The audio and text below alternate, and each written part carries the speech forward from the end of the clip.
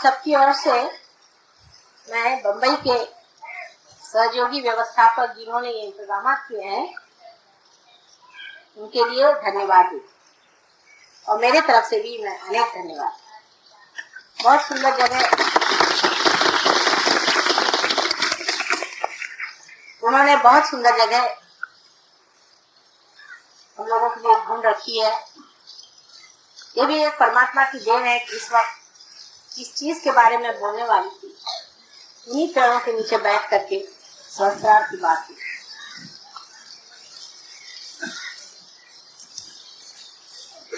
चौदह वर्ष को कहना चाहिए या जिसे 13 वर्ष हो गए और अब 14वां वर्ष चल पड़ा है। ये महान कार्य संसार में हुआ था जबकि सहस्त्रार खोला गया। इसके बारे में मैंने अनेक बार आपसे हर सहस्त्रार दिन पे बताया हुआ कि क्या हुआ था, किस तरह से ये घटना हुई, क्यों की गई और इसका महत्व क्या है।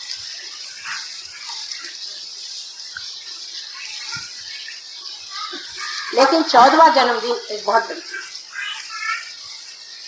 क्योंकि मनुष्य 14 स्तर पे रहता है और जिस दिन 14 स्तर वो लांघ जाता है तो वो फिर पूरी तरह से सहयोगी हो जाता है।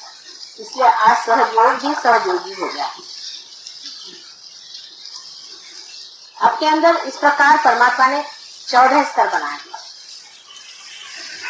अगर आप गिनिए सीधे तरीके से तो भी अपने अंदर आप जानते हैं कि 7 चक्र के सर्व कहा जाता है। उसके अलावा और 2 चक्र जो है उसके बारे में आप लोग बातचीत ज्यादा नहीं करते। वो है चंद्र का चक्र और सूर्य का चक्र। फिर एक हंसा चक्र है। इस प्रकार 3 चक्र और आ गए तो 7 और 3 10। उसके ऊपर और 4 चक्र, सहस्त्रार से ऊपर और 4 चक्र हैं और उन चक्रों के बारे में भी मैंने आपसे बताया था। अर्धबिंदु, बिंदु, वलय और प्रदक्षिण, ऐसे 4 चक्र। सहयोग के बाद भी जबकि आपका सहस्त्रार खुल गया है उस पर भी ये 4 चक्रों में आपको जाना है। अर्धबिंदु, बिंदु, वलय और प्रदक्षिण। इस 4 चक्रों के बाद कह सकते हैं कि हम लोग सहयोगी हो। और दूसरी तरह से भी आप देखें तो हमारे अंदर 14 स्थितियां सहस्त्रार तक पहुंचने पर भी है अगर उसको विभाजित की जाए तो। 7 चक्र अगर ईड़ा नाड़ी पर और 7 पिंगला नाड़ी पर है। मनुष्य जब चलता है तो वो सीधे नहीं चलता, वो पहले लेफ्ट में आता है फिर राइट में जाता है, लेफ्ट में आता है फिर राइट में जाता है। और कुंडलिनी जो है वो भी जब चलती है तो इन दोनों में विभाजित होती हुई चलती है। इसकी वजह ये है कि मैं आपको अगर समझा कि 2 रस्सी और दोनों रस्सियां इस प्रकार नीचे उतरते वक्त या ऊपर चढ़ते वक्त भी 2 अवगुंठन लेती। जब 2 अवगुंठन लेती है तो उसके लेफ्ट और राइट इस प्रकार से पहले लेफ्ट और फिर राइट, दोनों के अवगुंठन होने से फिर राइट वाली राइट को आ जाती है, लेफ्ट वाली राइट को चली जाती है। आप अगर इसको देखें तो मैं आपको दिखा सकती हूँ कि अगर समझ लीजिए इस तरह से आया, अब इसने एक चक्कर लिया और दूसरा चक्कर लेने में फिर आ गई इसी तरफ से। इस तरफ से आया, इसने एक चक्कर लिया फिर दूसरा चक्कर लिया फिर इस तरफ। इस प्रकार 2 अवगुंठन उसमें होते जाते हैं। इसीलिए आपको जब कुंडलिनी चढ़ती है इस चक्र पे आपको दिखाई देता है कि लेफ्ट पकड़ा है या राइट, क्योंकि कुंडलिनी तो एक। फिर आपको एक ही चक्र पे दोनों चीज दिखाई देती। इस प्रकार आप देखें कि लेफ्ट पकड़ा है या राइट पकड़ा है। तो इस प्रकार हमारे अंदर लेफ्ट और राइट अगर दोनों का विभाजन किया जाए एक चक्र का तो 7 गुने 14, वैसे ही हमारे अंदर 14 स्थितियां तो पहले ही क्रॉस करनी पड़ती है जब आप सहस्त्रार।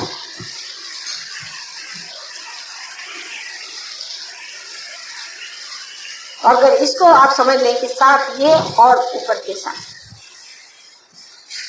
इस तरह भी वो 14 का एक मार्ग है। इसलिए 14 चीज जो है वो कुंडलिनी शास्त्र में बहुत महत्वपूर्ण चीज है। और जब तक हम इस चीज को पूरी तरह से न समझ गए कि इस 14 चीजों से जब हम परे उठेंगे तभी हम सहयोग के पूरी तरह से अधिकारी हैं। हमको आगे बढ़ते ही रहना चाहिए और उसमें पूरी तरह से रचते रहना। काजना, विराजना, ये शब्द आपके सामने पहले बार भी मैंने बहुत कहे हैं, लेकिन आज के दिन विशेष करके हम लोगों को समझना चाहिए कि सहस्त्रार के दिन राजना क्या है, विराजना क्या है। अब आप यहाँ बैठे हैं, ये पेड़ों को आप देखिए, ये पेड़ श्रीफल का, नारियल को श्रीफल का, नारियल को श्रीफल कहा जाता है। श्रीफल जो नारियल है, इसके बारे में आपने कभी सोचा या नहीं पता, लेकिन बड़ी सोचने की चीज है, इसे श्रीफल क्यों कहते। यह समुद्र के किनारे होता है और कहीं होता है। सबसे अच्छा जो ये फल होता है समुद्र के किनारे। वजह यह है कि समुद्र जो है ये धर्म है। जहाँ धर्म होगा वहाँ श्रीफल फल, जहाँ धर्म नहीं होगा वहाँ श्रीफल। लेकिन समुद्र के अंदर सभी चीजें बसी रहती, हर तरह की सफाई, गंदगी, हर चीज इसमें होती। ये पानी भी नमक से बना, इसमें नमक। ईसा मसीह ने कहा था कि तुम संसार के नमक, यानी हर चीज में आप पूछ सकते हैं, हर चीज में आप स्वाद दो। नमक को, नमक के बगैर इंसान जी नहीं। जो हम ये प्राण शक्ति अंदर लेते हैं, अगर हमारे अंदर नमक न हो तो प्राण शक्ति भी कुछ कार्य नहीं, ये कैटलिस्ट। और ये नमक जो है ये हमें जीने का, संसार में रहने का, प्रपंच में रहने की पूर्ण व्यवस्था नमक है। अगर मनुष्य में नमक न हो तो किसी काम का इंसान। लेकिन परमात्मा की तरफ जब ये चीज की है तो वो सब नमक को नीचे ही छोड़, सब चीज छूट जाए। और जब इन पेड़ों पर सूर्य की रोशनी पड़ती है और सूर्य की रोशनी पड़ने पर जब इसके पत्तों का रस और सारे पेड़ का रस ऊपर की ओर खिंचाता है, क्योंकि इवेपोरेशन होता है, तब इसमें से जो, इस तना में से जो यही पानी ऊपर बहता है, वो सब कुछ छोड़ करके इस 14 चीजों को लांग करके ऊपर जा करके श्रीफल, वही श्रीफल आप और देवी को श्रीफल जरूर देना। श्रीफल के बगैर पूजा संपन्न है। श्रीफल भी एक अजीब तरह से बना हुआ है, दुनिया में ऐसा कोई सा भी फल नहीं जैसे श्रीफल। उसका कोई सा भी हिस्सा बेकार नहीं है, उसका एक एक हिस्सा इस्तेमाल होता है। इसके पत्तों से लेकर हर चीज इस्तेमाल होती है, और श्रीफल का भी हर एक चीज इस्तेमाल। और देखें, श्रीफल भी मनुष्य के सहस्त्रार जैसे बाल अपने हैं, इस तरह से श्रीफल के भी बाल है। यही श्रीफल, इसमें बाल होते हैं ऊपर में, इसके प्रोटेक्शन के, मृत्यु से प्रोटेक्शन हमें बालों से। इसलिए बालों का बड़ा मान किया जाता है। बाल बहुत महान और बड़ी शक्तिशाली चीज है, क्योंकि आपको प्रोटेक्ट कर, इससे आपकी रक्षा हो। और इसके अंदर जो हमारे यहाँ जो क्रेनियल बोन्स है, जो हड्डियां, वो भी आप देखते हैं कि श्रीफल के अंदर में बहुत तरह, इस तरह का एक ऊपर से आवरण है। उसके बाद हमारे अंदर ग्रे मैटर और व्हाइट मैटर, ऐसी दो चीजें हमारे को, और उसके अंदर पानी होता है जो हमारे में सेरिब्रोस्पाइनल फ्लूइड होता है वो लिम्बिक।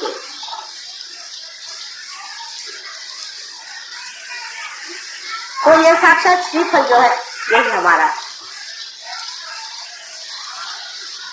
जब इनके लिए ये फल है तो हमारे लिए ये फल। जो हमारा ब्रेन है ये हमारे सारे उत्क्रांति का फल। आज तक जितनी हमारा इवोल्यूशन हुआ है, जो अमीबा से आज हम इंसान बने, वो सब हमने इस ब्रेन के फलस्वरूप पाया। ये जो ब्रेन है, ये सब कुछ हमने जो कुछ पाया इस ब्रेन, इसी में सब तरह की शक्तियां, सब तरह का इसी में सब पाया हुआ धन संचित।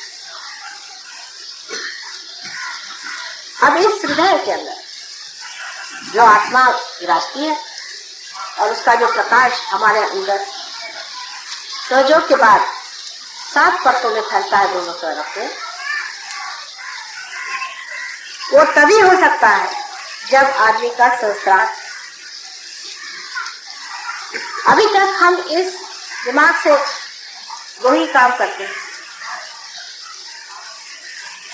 आत्म साक्षात्कार से पहले सिवाय इसके कि हम अहंकार और सुपर ईगो इन दोनों के माध्यम से जो कार्य करना हम करते हैं, अहंकार और प्रति अहंकार, या आप कहिए मन और अहम, इन दोनों के सहारे हम सारे कार्य करते हैं। लेकिन रियलाइजेशन के बाद हम आत्मा के सहारे कार्य करते हैं। आत्मा रियलाइजेशन से पहले हृदय में ही विराजमान, बिल्कुल अलग तना क्षेत्रज्ञ बना हुआ। आप देखते रहे, उसका काम वो अपना जैसा भी है देखने का मात्र वो करते रहता है, लेकिन उसका प्रकाश हमारे चित्त में नहीं, वो हमसे अलग, वो चित्त में नहीं। रियलाइजेशन के बाद वो हमारे चित्त में आ जाता है, पहले चित्त में। और चित्त आप जानते हैं कि वॉइड में है।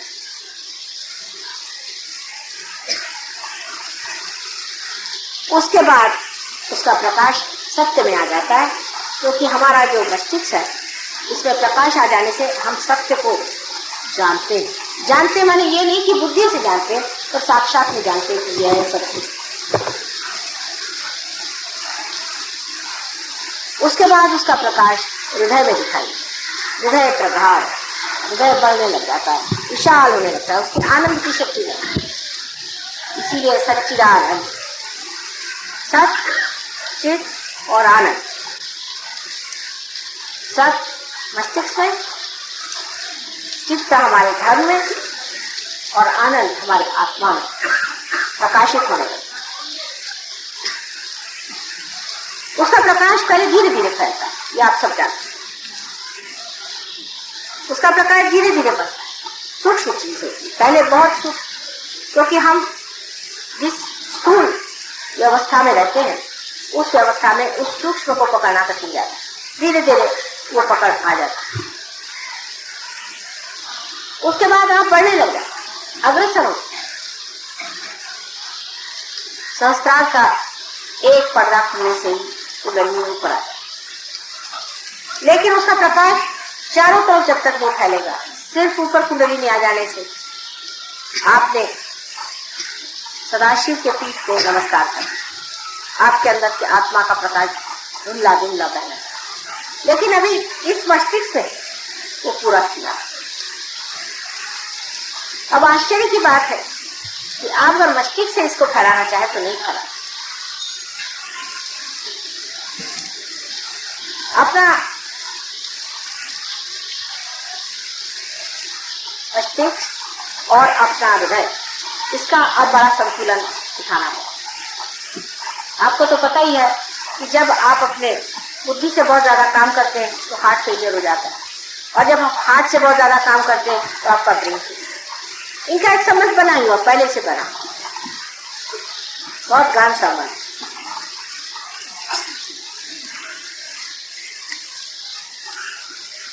और उस गहन संबंध की वजह से जिस वक्त आप बांध जाते हैं, इसका संबंध और भी गहन होना पड़ता है। हृदय और इस ब्रेन का संबंध बहुत ही घना होना चाहिए। जिस वक्त ये पूरा इंटीग्रेट हो जाता है, तब चित्त आपका जो है पूर्णतया परमेश्वर स्वरूप है। ऐसा ही कहा जाता है हठ योग में भी कि मन और अहंकार दोनों का लय हो जाता है।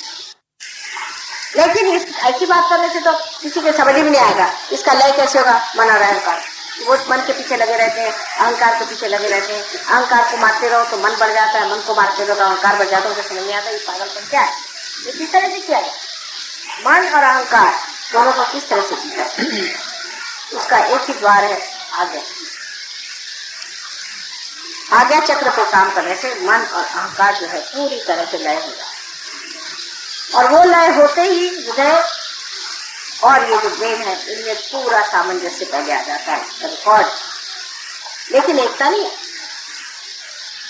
इस एकता को ही हमको पाना है। तो आपका जो हृदय है वही शस्त्रार हो जाता है और आपका जो शस्त्रार है वही हृदय। जो आप सोचते हैं वही आपके हृदय में है और जो कुछ आपके हृदय में है वही आप। ऐसी जब गति हो जाए तो कोई भी तरह की आशंका, कोई भी तरह का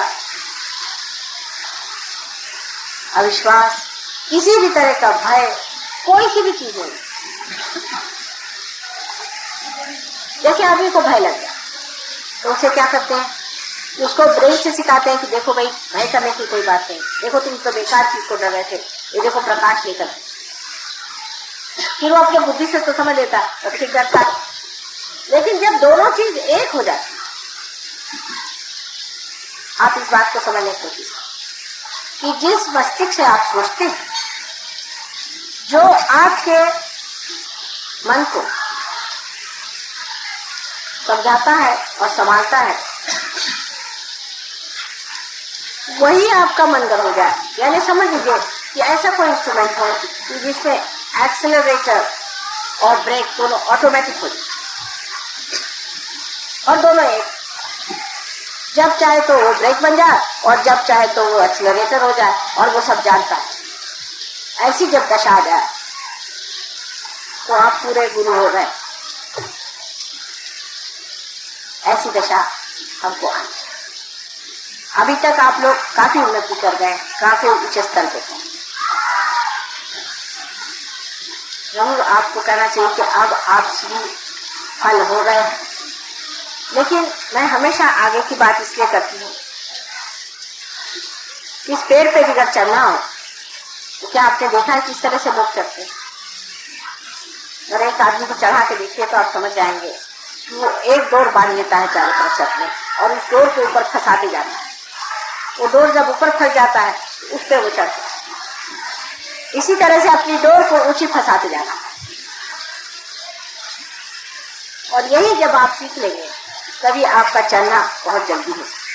और ज्यादातर हम डोर को नीचे फंसाते हैं। सहयोग में आने के बाद भी डोर हम नीचे की तरफ फंसाते हैं और कहते माँ हमारी तो कुछ प्रगति नहीं। अबे होगी क्या कि जब तुम डोर ही उनकी तरफ फंसा के नीचे उतरने की व्यवस्था करती हो। इस वक्त नीचे उतरना तो डोर की फंसाने की जरूरत नहीं। आप जरा सा ढील दे दीजिए, दर आप नीचे चले। वो तो इंतजाम पहले से बना हुआ नीचे आने, ऊपर चढ़ने का इंतजाम बनाना पड़ता। तो कुछ बनने के लिए मेहनत करनी पड़ती है और जो पाया उसे खोने के लिए कोई मेहनत की जरूरत है। आप सीधे चले आइए, उसमें कोई तो प्रश्न खड़ा नहीं होता। इसको अगर आप समझ लें इस बात को तो आप जान लेंगे कि नजर अपनी हमेशा ऊंची है। अगर कोई सी भी सीढ़ी पर आप खड़े हैं लेकिन आपकी नजर ऊंची है, वो आदमी उस आदमी से बहुत ऊंचा है जो ऊपर खड़े होकर के भी नजर नीचे रखता। इसीलिए कभी कभी बड़े पुराने सहयोगी भी धक से नीचे चले आते हैं। लोग बताते कि ना ये तो बड़े पुराने सहयोगी थे, इतने साल से आपके साथ रहे, ये किया वो किया, पर नजर तो उनकी हमेशा नीचे रखी। तो मैं इसे क्या करूँ, अगर नजर नीचे रखी तो वो चले आएंगे।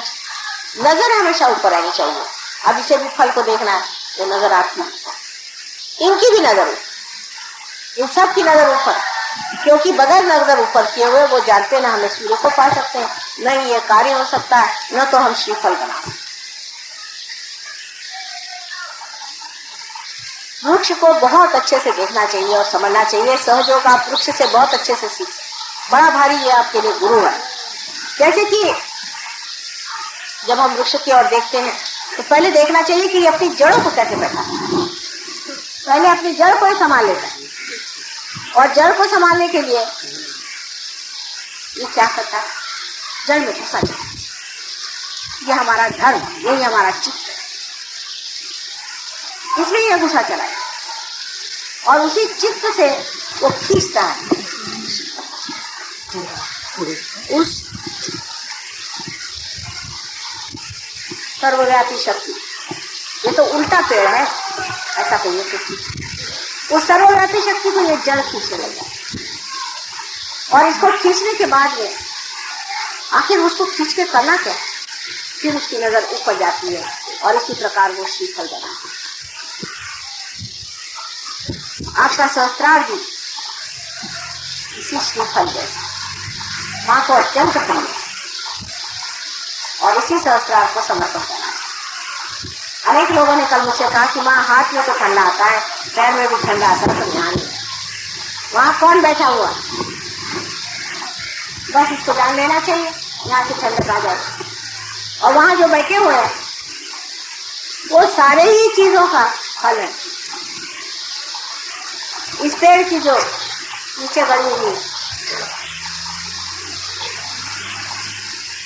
जड़ें हैं वो भी उसी से चले। इसकी जो तना है, इसकी जो मेहनत है, इसका जो इवोल्यूशन है, ये सब कुछ अंत में जाकर के वो फल है। उस फल में सब कुछ नहीं है, फिर से उस फल को आप जमीन में डाल दीजिए, फिर से यही सारी चीजें डाल। वो सब का अर्थ वही है, वो सब का अंत वही। सारे संसार में जो कुछ भी आज तक परमात्मा का कार्य हुआ है, जो भी उन्होंने कार्य किया है, उसका सारा समग्र स्वरूप फल स्वरूप आज का हमारा ये महायोग है। और उसके स्वामी कौन है आप जानते। तो ऐसे शुभ समय पे आप लोग पैदा हुए हैं, ऐसे शुभ अवसर में आकर के आपने प्राप्त किया, तो धन्य समझना चाहिए और इस फल स्वरूप होकर के और आपको समर्पित। पेड़ से जब भी फल हटाया जाता है जब वो परिपक्व होता है, नहीं तो बेकार है। तो उससे पहले तो माँ को नहीं दिया, इसके परिपक्वता के बचपना छोड़ दें। जब तक बचपना रहेगा आप पेड़ पे चिपके रहेंगे। समर्पण के लिए पेड़ पे चिपका हुआ फल किसका होगा, इस पेड़ से हटा करके जब वो समर्पित हो तभी माना जाता है कि पूजा संपन्न हुई। इसे सहज समझने के लिए एक बड़ा भारी आपके सामने प्रतीक रूप से स्वयं साक्षात श्री फली खड़ा हुआ है। ये बड़ी मेहरबानी हो गई कि आज यहाँ पर हम लोग सब एकत्रित हुए और इस महान समारोह में इन सब पेड़ों ने भी हमारा साथ दिया। ये भी सारी बातों से नादिक, ये भी स्पंदित और ये भी सुन रहे हैं, उसी ताल पे ये भी नाच रहे हैं, ये भी समझ रहे हैं कि बात क्या है। इसी प्रकार आप लोग के भी जो श्रीफल है उसको पूरी तरह से उसको परिपक्व करने का एक ही तरीका है कि अपने हृदय से सामंजस्य रखना, हृदय से एकाकार होने की। हृदय में और मस्तिष्क में कोई भी अंतर नहीं है। हृदय से इच्छा करते हैं और मस्तिष्क से उसको पूर्ति करते हैं। दोनों चीज जब एकाकार हो जाएगी तभी आपको उसका पूरा लाभ। अब सर्वसाधारण लोगों के लिए सहयोग एक बड़ी सीक्रेट बात है, उनकी समझ नहीं आएगी, क्योंकि उनका जीवन ही रोजमर्रा का उसी लेवल का, उसी इस पे चल रहे। लेकिन आपका लेवल अलग, आप अपने लेवल से रहिए। दूसरों की ओर अधिकतर जब आप देखते हैं तो दया देखिए, क्योंकि ये बेचारे क्या, इनका क्या हो, कहाँ जाए, कि समझ नहीं आता इनकी गति क्या, कौन से मार्ग में पहुंचने वाले। इसको समझ करके और आप लोग ये समझे कि इनको बस समझाने से समझ आ जाए सहयोग तो बहुत अच्छा है, समझाया जाए, उनको बताया जाए।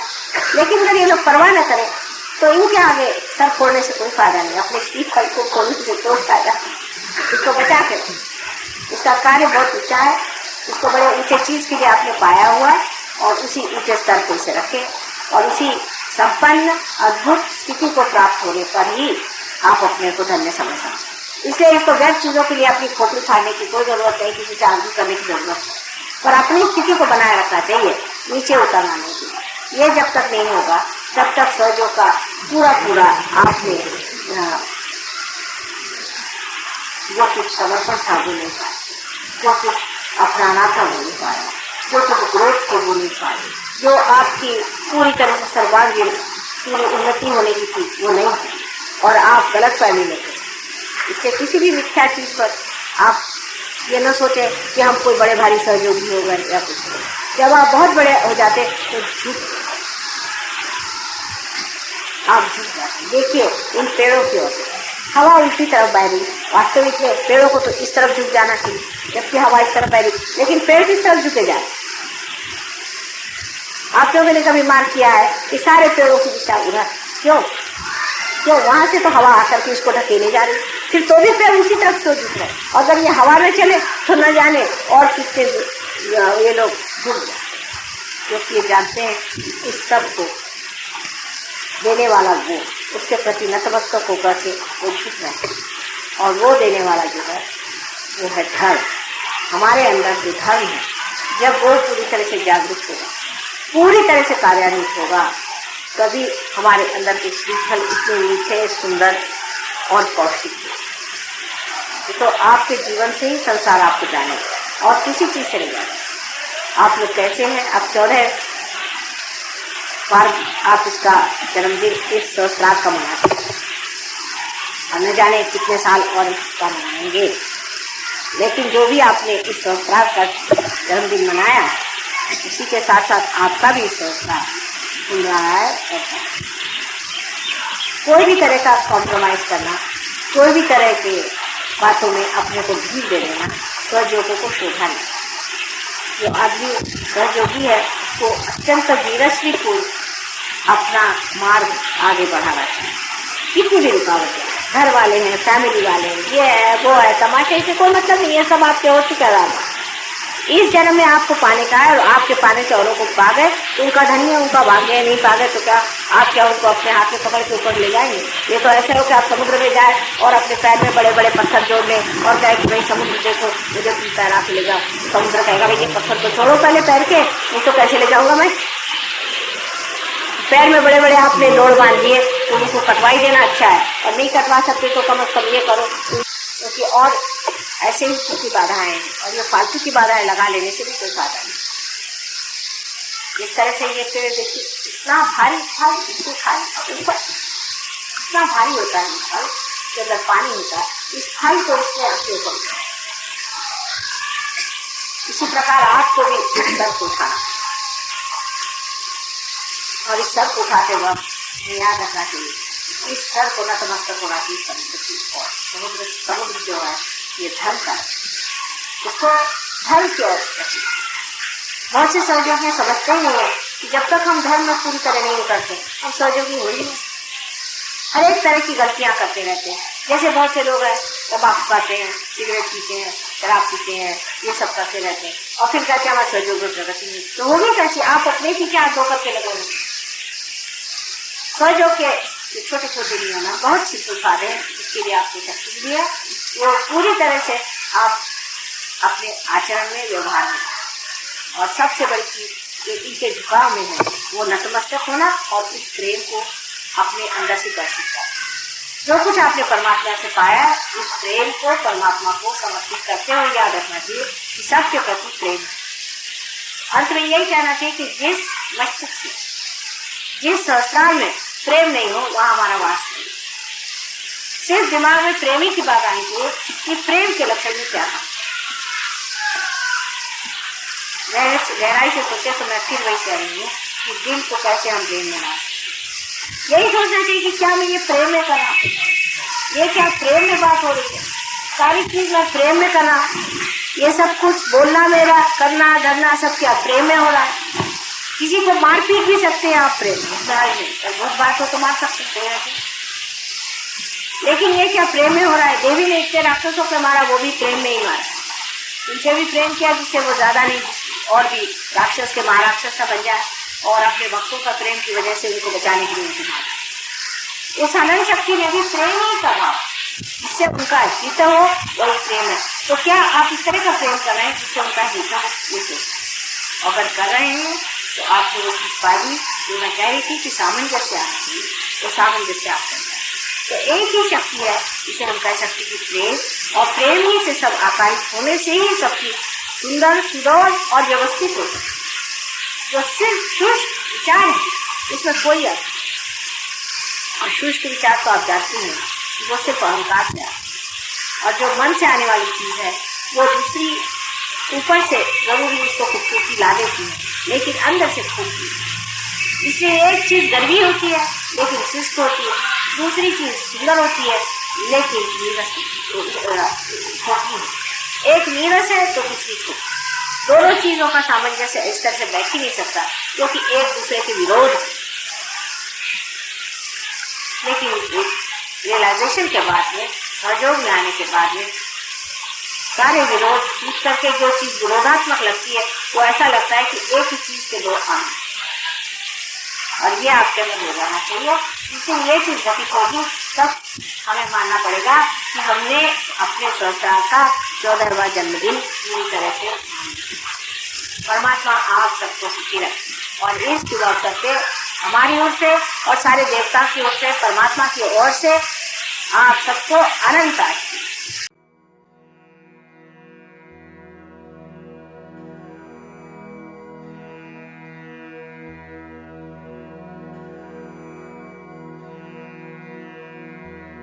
Mm-hmm.